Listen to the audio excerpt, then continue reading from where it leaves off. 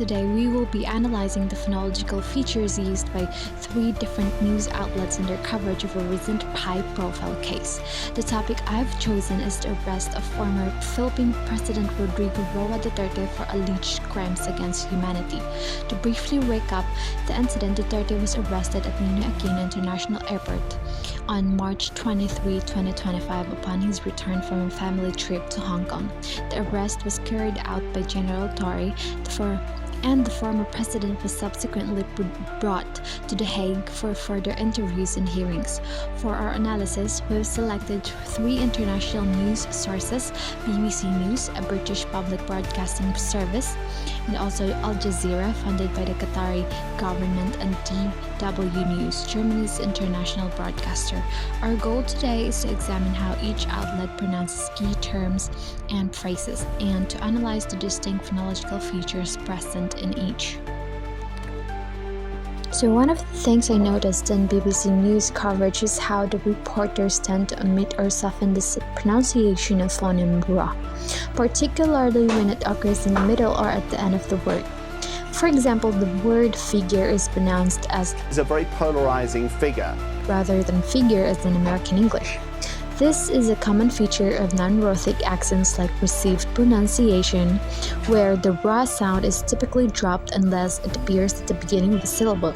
In the BBC pronunciation, ra is clearly articulated when it occurs at the start of a word. Like, for example, behind his arrest. Let's have a so swiftly and ruthlessly. Another phonological feature I observed in the BBC News coverage is the diphthongization of certain vowel sounds, particularly in words with 2-letter vowel spellings. For instance, words like unclear and court.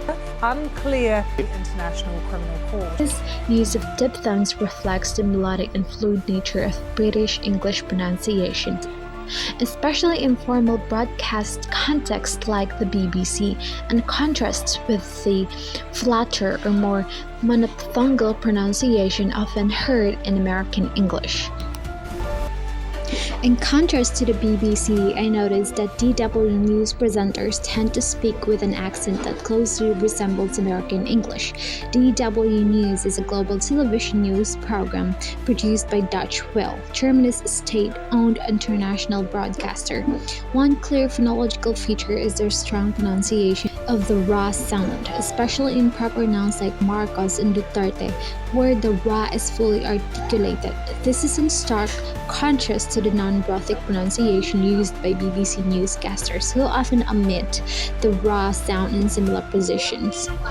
The former Philippines President Rodrigo Duterte is heading. Former President Rodrigo Duterte will. President Ferdinand Marcos said that when Mr. Marcos leaves office in 2020. Additionally, DW News reporters tend to follow American phonological patterns in words like international, where the T is softened or omitted, resulting in a pronunciation closer to international rather than British international. This T glottalization or flopping is a common feature of American English but is less typical in British accent, where T is clearly enunciated and the ra is often dropped unless it begins a syllable. Turned over to the International Criminal Court, which stood under a warrant issued by the International Criminal Court.